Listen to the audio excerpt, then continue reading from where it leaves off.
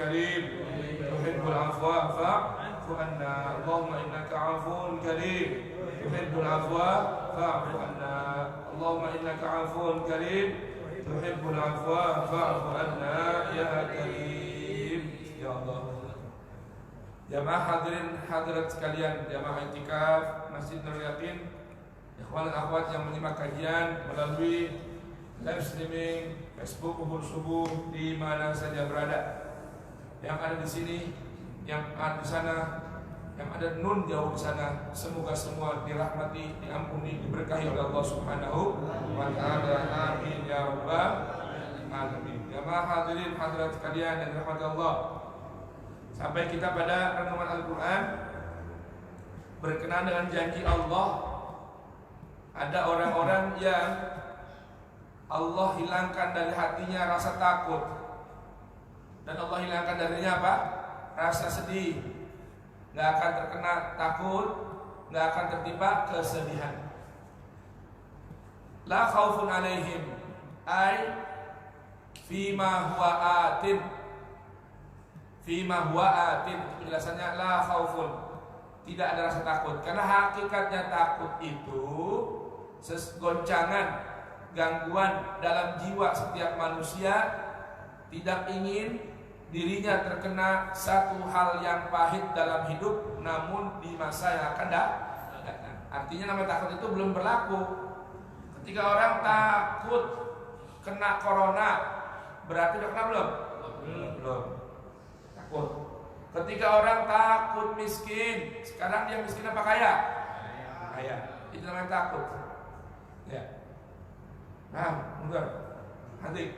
Nah, kalau takut dalam jodoh, belum jodoh belum?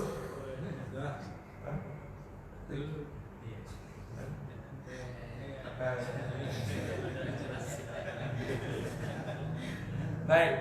Itu namanya takut. Kalau namanya huzun, sedih, itu namanya sedih itu mimma huwa fat.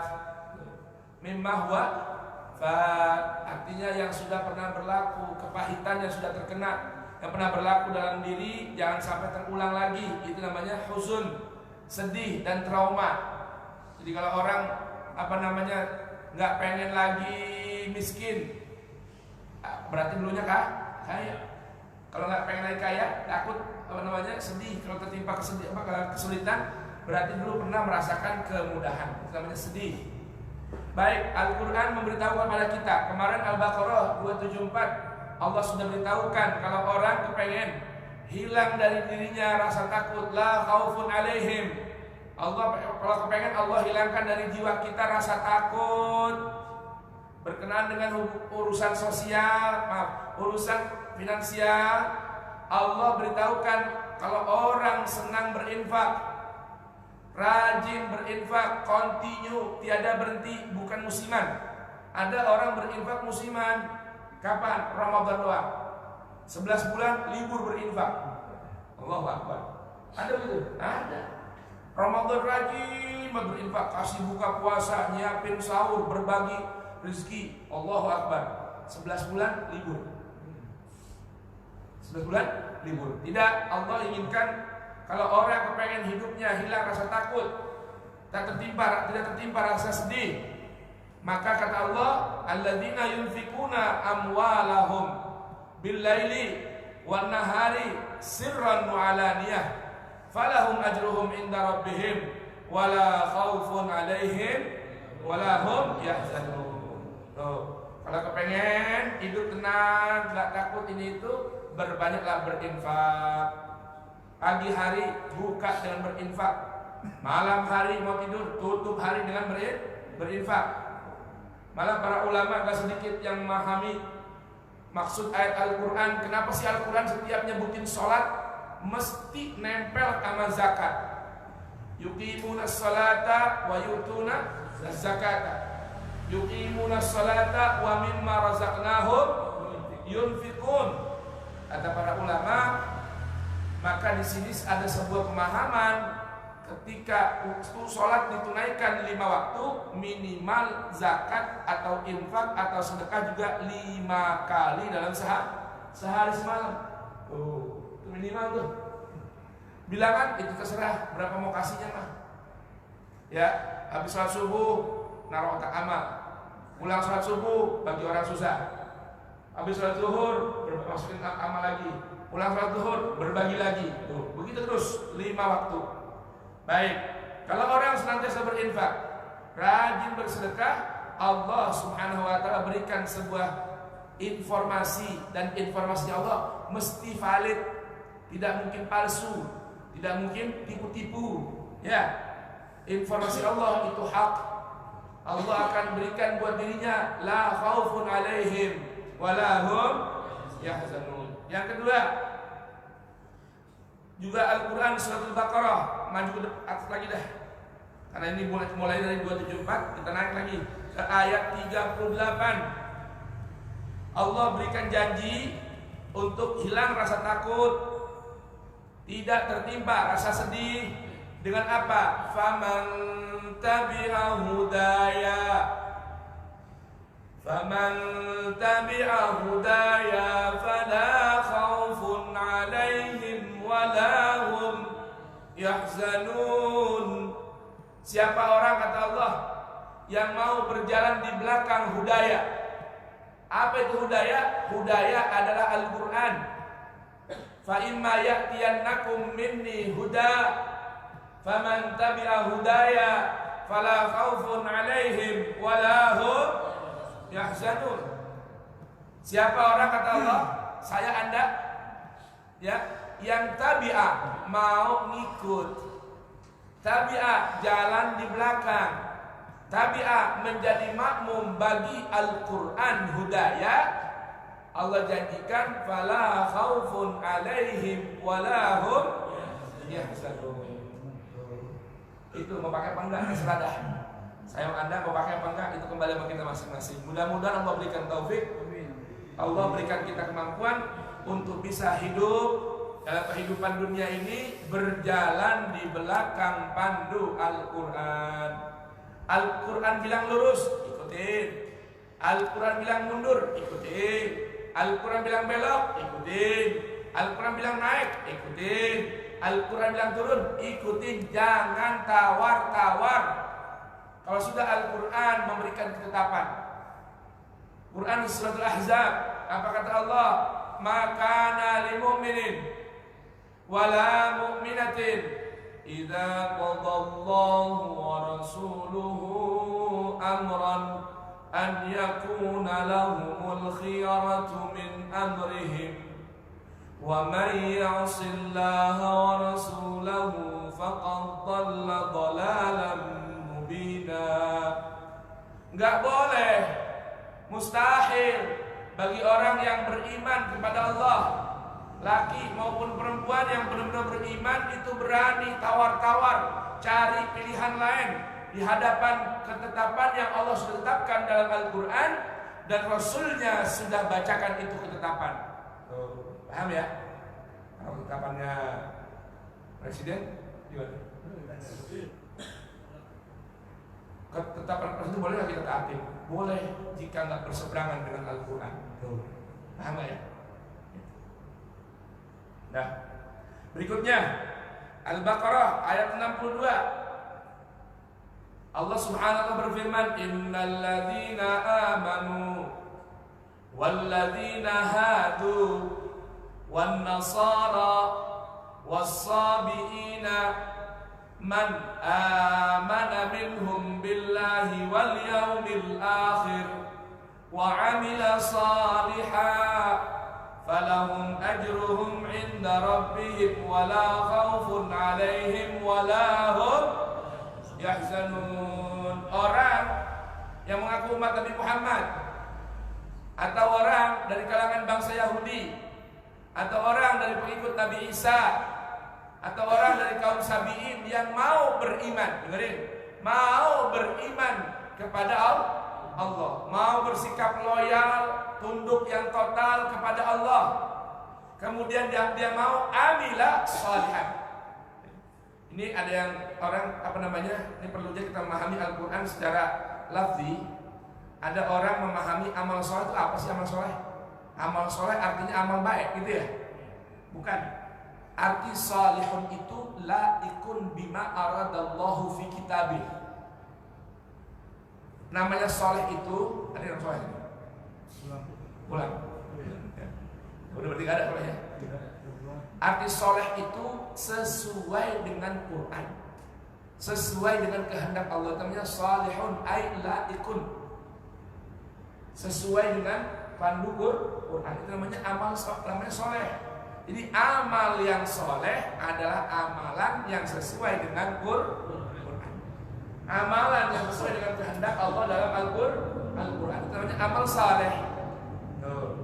Jadi kalau ada orang namanya soleh, perempuan namanya solihah, sebenarnya terjemahnya bukan baik, bukan. Ya, itu bahasa kita baik. Arti soleh itu laik, cocok, sesuai, ikutin kehendak Allah. Jadi orang namanya soleh, soleh pulang ya. Kudu sesuai apa? Dengan kehendak Allah. Jangan tawar-tawar sama Al-Quran. Ada perempuan namanya solihah, berarti apa? Hah? Sesuai dengan perempuan yang sesuai dengan apa? Dengan kehendak Allah dalam Al-Quran. Ada yang namanya muslih dan muslihah. Apa bedanya soleh sama muslih? Kalau salihun buat diri sendiri, kalau muslihun bisa memberikan kesolehan buat orang lain. Itu bedanya soleh sama muslih. Makanya kalau orang soleh biasanya aman-aman aja hidupnya. Kalau orang yang soleh itu aman-aman aja hidupnya. Kenapa? Dia nggak ngurusin orang. Tuh, paham nggak? Nggak ngurusin perbaikan orang, hanya ngurusin diri sendiri. Kalau muslihun atau perempuan muslihatun, ya itu artinya orang yang menginginkan orang lain mendapatkan kesesuaian dengan Al-Quran. Artinya dia bisa mencetak orang soleh. Itu namanya muslih. Kalau soleh buat diri sendiri, ya nggak peduli yang lain mau ini apa enggak. Kalau muslih itu ingin melakukan perbaikan. Kalau orang muslih biasanya ada musuhnya, bahkan banyak musuhnya. Kenapa? Karena dia selain memperbaiki diri sendiri, ya membuat dirinya sesuai dengan Al-Quran, dia juga ingin orang lain juga sesuai dengan Al-Quran. Itu bedanya soleh sama muslih. Baik, kalau kita belum bisa jadi seorang muslih, minimal soleh buat diri sendiri. Paham ya? Lawannya soleh namanya toleh. Makanya orang Jawa, hati Jawa. Toleh, jangan. Beribadah. Tonge. Tuh, kenapa toleh itu lawannya soleh? Kalau soleh jalannya, perilakunya sesuai dengan Al-Quran. Kalau toleh tidak sesuai dengan Al-Quran. Ayo, mau jadi orang soleh apa toleh? Ada orang yang kerjanya toleh. Langau belum mau gimana? Toleh. Allahu Akbar. Baik, jadi yang ketiga siapa tadi? Orang yang mau beriman kepada Allah, mau bersikap loyal, tunduk dengan total kepada Allah, dan kedua beramal yang saleh, maka Allah janjikan hidupnya akan hilang dari dirinya rasa takut dan tidak tertimpa kesedihan dalam kehidupannya, dunia hingga akhirat. Nah, jadi bagaimana kita beriman dan hidup beramal sesuai dengan pandu Quran? Jadi kembalinya kemana? Ke Quran juga. Nah, masalahnya kita udah sesuai belum dengan pandu Al-Quran? Yang jadi masalah umat Islam mayoritas sekarang jauh dari pandu Quran. Kenapa? Gak sempat belajar Quran. Belajar yang lain sempat, Quran gak sempat. Gak belajar baca Quran dengan baik dan benar. Gak belajar Quran dengan pemahaman sesuai pemahaman Al-Quran. Paham aja mas kalian? Ya. Sekarang orang banyak mempelajari Al-Quran sesuai dengan pemahaman dari selain Quran. Gimana juga? Jadi Quran dipahami dengan pemahaman selain dari Al-Quran.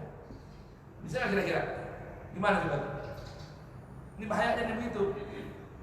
Jadi orang manusia dijadikan hakim bagi Al-Quran. Yang seharusnya Al-Quran jadi hakim, kita jadi mahkum. Al-Quran jadi imam, kita jadi makmum. Sekarang dibalik. Orang sekarang jadiin Al-Quran sebagai makmum. Itu disebutkan dalam hadis yang warid dari baginda Nabi. Man ja'al Qur'ana mutawwi'an li hawah wa khalfa dhahrihi ya saqahu ilan nar. Siapa orang yang jadikan Al-Quran kudu sesuai dengan keinginannya, atau meletakkan Al-Quran di belakang punggungnya, Al-Quran jadi makmum, kita manusia jadi imam, maka kata Rasulullah, saqahu ilan nar, Quran bakal jorogin dia masuk ke dalam neraka. Na'udzubillahi min dzalik. Berikutnya Al-Quran surat Al-Baqarah ayat 112. Oh, lagi-lagi Al-Quran itu beritahukan. Udah berapa tadi? 3 apa 4? 3 apa 4? 3. Nah, Omar 3 apa 4? Paham? Terus bangga. Memang di jamaah namanya ngaji itu ada 2 macam. Ada ngaji kuping, ada ngaji ilmu. Ngaji kuping biasanya nggak nyatet, nggak rekam, nggak nulis. Bukan ngaji, lupa aja. Baik.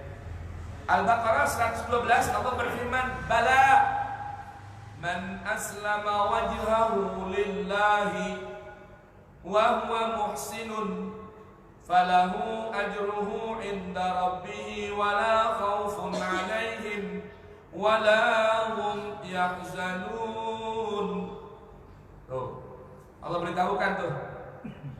Kata Allah, ya setiap orang yang aslama wajhahu lillah, setiap orang yang memasrahkan dirinya secara penuh kepada Allah. Tuh, pasrah. Islam itu artinya apa? Pasrah. Seorang yang muslim itu orang yang betul-betul pasrah secara total, memasrahkan jiwa raganya dikembalikan pada Allah. Allah mau ngapain, saya ikutin aja dah. Begitu. Saya mah terserah Allah aja dah. Bagaimana Allah atur, saya ngikut. Itu namanya apa? Seorang muslim. Seorang muslim. Lawannya orang muslim, fasik. Siapa tuh fasik? Yang keluar dari aturan Allah, keluar dari mainstream Al-Quran. Itu namanya apa? Orang yang fasik. Ay fasaqa an ta'atillah, fasaqa an amrihi wa nahyi. Orang Arab tuh kalau namanya siham, tahu nggak siham? Itu anak panah. Ini namanya busur kan? Nah ini nih senarnya. Ini namanya tus. Jadi kalau udah anak panah melesat terlepas dari senarnya melewati busurnya, dalam bahasa Arab namanya as-siham fasaqa an qusi. Anak panah udah keluar melesat dari senar dan busurnya. Ya. Nah artinya fasik itu orang yang keluar dari apa? Dari rel dan aturan Al-Quran. Kalau orang muslim, orang yang pasrah, jiwanya, raganya, dirinya, pikirannya semua diserahkan sama aturan Allah. Ada lagi lawannya muslim, sebutannya apa? Kafir. Siapa itu orang yang kafir? Kafir itu bahasa asalnya satara wa anad, nutup dan mengingkari. Itu namanya kafir. Ya hadir. Apa itu kafir? Satara, menutup diri. Kafarat artinya apa? Menutup diri dari Al-Quran, dari bayannya Allah, dari perintahnya Allah. Namanya kafar. Jadi arti kafir belum tentu non muslim, bukan. Kafir itu bukan berarti non muslim doang. Orang yang Islam juga bisa masuk kategori kafir jika dia menutup diri dari Al-Quran. Ya, menutup diri dari Al-Quran. Kebenaran Allah ditutup sama dia, nggak terima dah. Dia ingkari, enggak. Kalau caranya berat, nggak bisa. Gitu. Orang yang memasrahkan dirinya, jiwanya kepada Allah, wa huwa muhsinun, dan dia berlaku ihsan kepada Allah. Asal mana ihsan itu apa sih? Membalas keburukan dengan kebaikan.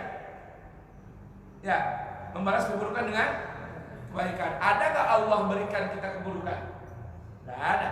Semua yang datang dari Allah itu kebaikan. Maka kita wajib melakukan makna ihsan yang kedua, membalas kebaikan dengan kebaikan yang lebih dari yang kita terima dari pemberian orang tersebut. Tuh, berarti makna muhsin itu totalitas menyempurnakan nilai keislaman, pasrah total, kemudian menyempurnakan ibadah sebisa mungkin. Dan Allah paling suka untuk kita menyempurnakan ibadah yang wajib sebelum yang lain. Nah, ini ya masalah Allah menyebutkan dalam hadis qudsi, ya, bagi Nabi menceritakan bahwa Allah berkata dalam hadis qudsi, ya, wa ma taqarraba ilayya 'abdun ahabbu ilayya mimma aftaratu alaihi. Kata Allah, tidaklah seorang hamba mendekat kepadaku dengan satu amalan yang lebih aku suka dari apa? Dari melaksanakan, menunaikan apa yang aku wajibkan. Jadi yang Allah wajibin dijaga benar, jangan dibalik nih. Yang sunnah diuber-uber. Contoh maaf nih ya, contoh kayak apa namanya, fenomena saat ini nih. Sekarang DKM di mana-mana lagi ribut. Ya, berusaha bagaimana caranya, sekalipun ada apa namanya kepolisian dan Satpol PP katanya apa melarang sholat id di masjid, mereka bikin permohonan. Ramai sekarang nih. Kemana? Ke polisian, polsek, ke kelurahan untuk diizinkan masjidnya menggunakan sholat idul fitri. Kemarin Jumatan cuek baik. Enggak? Malah digembok sama DKM. Innalillahi wa inna ilaihi raji'un. Coba ya. Ini terbalik sekarang orang utamain hal yang sunnah, nggak memperhatikan hal yang wajib. Padahal Allah mengatakan orang mau dekat sama Allah, tahu nggak amalan paling apa yang Allah suka? Menjaga apa yang Allah wajibkan. Kalau di Alhamdulillah di Bekasi katanya, maaf saya dari Bekasi, undangan di sana cerita Alhamdulillah sekarang Pemkot ya. Bekasi dua kan ada Pemkot sama Pemkot ya. Pemkot Bekasi, Bang Pepen namanya. Nanti kapan jadi wali kota ya? Namanya Pak Haji Pepen. Dengan MUI sana sepakat masjid dibolehin untuk mengadakan sholat Id. Masjid dibolehkan untuk apa? Adain sholat Id. Sholat juga boleh. Walaupun ada bahas tadi tuh Pak Pepen kemarin ngapain aja Jumatan nggak boleh. Ya kan? Orang mau Jumatan dikirimin Satpol PP. Orang mau Jumatan DKM-nya pasangin tulisan nggak bikin Jumatan. Lah sholat Id mau bikin juga. Lah mau ngapain? Yang sunnah diuber-uber, yang wajib ditinggal-tinggal, diremehkan. Gitu. Makanya lucu kadang-kadang, ya kan?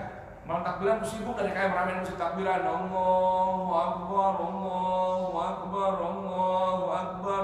Nangis nanti, kenapa nangis? Iya, anak kemarin orang Jumatan, sekarang mau Jumatan. Tapi subhanallah jamaah sekalian, ini fenomenanya apa namanya? Corona ini fenomena proyek duit semua. Itu ada baik tadi kan? Katanya MUI sama Pemkot sepakat bolehin bikin sholat Id di masjid dan musola. Tapi ada tapinya. DKM wajib menyediakan alat apa tuh? Tembak. Kudu beli DKM-nya. Lagi. Ada. Jadi lewat pemerintah nih, kudu dia beli apa?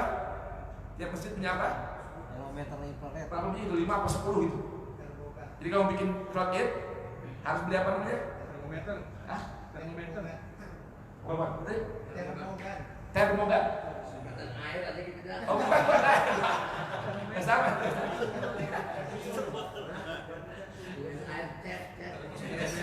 Jadi bahasanya tadi apa? Termo. Bukan. Termo itu kan termometer. Gan itu tembakan. Jadi termometer yang bentuknya kayak tembakan. Proyek lagi. Akhirnya ada di KM usul. Kalau begitu pemerintah, aparat bagiin aja tuh, bagiin aja, nggak usah pakai beli. Ini dikasih izin pakai catatan, syarat ketentuan berlaku. Sebenarnya kalau mau bikin sholat id kan simpel aja, aturannya bisa dibikin, kesepakatan oleh DKM, ya nggak? Besok namanya kita nggak kenal sampai datang sholat id, mohon nggak usah pakai salaman, kan bisa begitu ya? Dah, bil qulub. Kalau bahasa Arab, musafahanya bil qulub. Orang Arab tuh. Jadi kalau ketemu orang, assalamualaikum, khair, maksud dah. Namanya tuh musafah bil qulub, salaman dengan hati kan bisa begitu. Kalau kita begini kan, maaf ya, corona. Mending orang Arab, kalau gini kan dibuka pintu ya.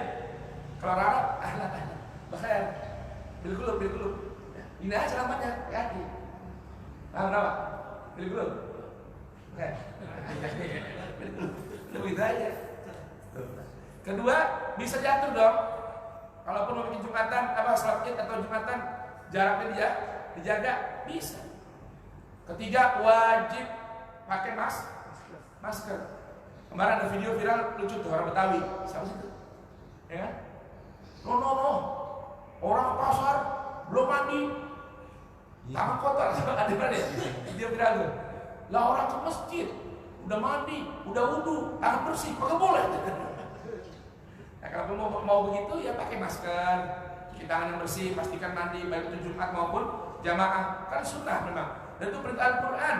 Allah perintahkan dalam Quran surat Al-A'raf, ya bani Adam, khudhu zinatakum inda kulli masjidin. Gunakan pakaian yang bersih, badan yang wangi setiap Anda berangkat ke masjid. Karena masjid rumahnya Allah. Kalau kita mau ke rumah orang kampung aja rapi-rapi dulu, betul nggak? Ntar undang buka puasa bersama di rumahnya, iya kan? Abis asar udah ribut dah, bini suruh mandi, anak suruh siap-siap pakai baju yang bersih, yang wangi. Mau kemana tak? Mau buka puasa bersama di rumahnya Bang Andor no, Haji Sono. Ntar dapat angpau lo, ayo ganti baju bersih, mandi semua. Lah mau ke rumahnya manusia kita rapi-rapi. Mau ke rumah Allah Taala, pulang dari pasar, pulang dari mana-mana, bau, Yang Komar ini bukan ini Bang Komar. Contoh doang nih. Ya. Apalagi mesin sini kan masya Allah, kamar mandi bersih ya kan. Jika kita mana-mana bawa ada tuh sabun ya. Dari mana-mana mau sholat berjamaah, mandi dulu, air tersedia, alhamdulillah. Air nggak pakai beli, sudah ada tersedia di masjid. Allah Akbar. Ya mandi bersih, datang ke Allah Taala, wangi. Kira-kira tuan rumah seneng nggak? Tuan rumah seneng nggak? Seneng kalau manusianya kita bersih rapi, wangi, dihormat, dilayani, pulang diberi oleh-oleh. Apalagi kita ketemu Allah Subhanahu wa Ta'ala. Kira-kira dikasih berkat sama Allah Ta'ala? Berkat. Kan bisa begitu. Paham jemaah? Jadi besok pun setelah kita melaksanakan hal seperti itu, ayo biasakan dari diri kita. Ini pelajaran dari corona, dan corona kata WHO nggak akan selesai. Corona akan tetap terus ada, nggak pakai nunggu. Makanya udah ada info nih, bocoran dari pemerintah. Ada menteri saya kemarin yang beritahukan dipastikan Juni kehidupan sudah kembali normal. Begitu bahasanya. Dan bahasanya kalau masih ada corona, masa bodoh dah. Habis daripada kalau menumpuh, kan itu begitu artinya. Jemaah, benar-benar nih, saya kemarin dapat bocoran nih dari seorang petugas di kedutaan Saudi. Jadi pemerintah kita, subhanallah, ya, walaupun serencana ya. Jadi beberapa hari lalu ngadain teleconference, ya, yang pakai Zoom tuh atau pakai Google, ngundang beberapa kedutaan, diantaranya kedutaan Saudi. Ini pemerintah kita nih, ya, yang dipilih kemarin tuh sama siapa? Bapak namanya ya? Itu ente milih kemarin, ente punya presiden, menteri, ya. Ngapain? Ngundang teleconference. Apa itu isinya teleconference? Jadi pemerintah dalam hal ini yang berkaitan dengan pengurusan ibadah haji, ingin minta kepastian pemerintah Saudi apakah besok membuka visa haji atau enggak buat negeri kita. Nah, Duta Besar Saudi komentar sampai saat ini belum ada jawaban dari raja. Jadi kemungkinan nggak akan ada ibadah haji tahun ini. Gitu. Lalu apa tujuannya tanya gitu adanya? Soalnya yang bagian yang ngurusin dana haji ini, pemerintah kita ini, kalau memang dipastikan Saudi nggak bikin ibadah haji, ya dananya mau diinvestasikan. La ilaha illallah. Berarti kan sekarang nih, dana haji ini yang disetor berjamaah kan di mana ramai tuh kemarin mulai bulan Maret ya. Setiap bank udah kasih pengumuman segera pelunasan haji 2020. Nah, yang udah pada lunas berapa tuh biayanya? 35 juta dikali kuota haji kita berapa ya? Hampir 200 ribu. Ini berapa kira-kira? Itu udah, ngomong apa? Terhitung nih. 35 juta dikali 200 ribu. 35 kali 2 70 ya? 70 triliun. Oh, 70 berapa tuh jembatan? Hah? Masya Allah. Bingung. Kalau itu lembar aja berapa lembar tuh kira-kira? Itu mau diinvestasikan. Kalau pemerintah Saudi setuju, memang udah pasti bikin, mau akan ada rapat, minta fatwa dari MUI, kemudian DPR, nah, uangnya jemaah haji mau diinvestasikan. Habis lah gitu. Hebat kan pemerintah kita. Gara-gara corona berkah katanya. Halal apa haram? Gampang, itu terbukti diatur, ya kan? Boleh kan tuh? Tanya MUI. MUI udah keluar, tinggal DPR. DPR setuju, kasih kepres. Lanjut dah, uang dan jamaah haji 70 triliun bakal dipakai buat investasi. Nah, kalau orang-orang bodoh, menurut saya nih, mikir kalaupun mau investasiin, ya kudu untungnya dibalikin siapa? Yang punya. Betul nggak? Saya titip uang nih sama Pak Sandar. Ayo saya titip uang 5 juta. Berapa is? Kalau belum pakai ada investasiin boleh nggak? Oh boleh. Berapa bagi hasilnya? Kan begitu kita tanyain. Nego dulu. Berapa bagi hasilnya? Itu. Ini indahnya negeri kita nih. Makanya kalau orang beriman, beramal soleh, la khaufun alaihim wa la hum yahzanun. Udah jam 6. Sekarang cukup dulu. Tadi ayat terakhir Al-Baqarah ayat 112. Besok kita sambung lagi Al-Baqarah ayat 262, kemudian 277, Ali Imran, An-Nisa, Al-Maidah, Al-An'am, Al-Araf dan seterusnya. Insyaallah taala kita akan sambung. Insyaallah. Besok ada apa ini besok? Ada apa? Kamis ya malam. Jumat berarti malam berapa itu? Malam 29 besok ya. Malam ini malam 8. Iya. Besok malam 29. Dengarnya mau ada hataman ya? Ya udah hataman insyaallah taala. Ya, bisa jadi kalau memang nggak ada rupiah, kalau memang nggak kelihatan rupiah nih, ya, kalau kelihatan rupiah, bisa jadi puasa cuma 29. Masalahnya kemarin malam 15 itu bulan purnamanya full. Kalau bahasa orang Jawa, super moon. Super moon ya, full di waktu bersih. Nah biasanya kalau udah kelihatannya model gini di tanggal 15, mending tuh bulannya cakep, itu biasanya cuma 29 hari di bulan. Allah alam, tunggu aja dah. Kalau memang tanggal cuma puasa 29 berarti Sabtu udah lebaran. Ya, insyaallah mekanismenya kita akan infokan. Insyaallah. Al-Fatihah wa Yasin. Biniat Allah taqabbal minna shalah wa yastajib du'a. Wa ila arwah walidina walidikum wa amwatina wa amwatikum wa amwatil muslimin jami'. Allah yatarashahum birrahmati wal maghfirah wa yusbihu al-jannah wa ila hadratin nabi al-Fatihah wa Yasin.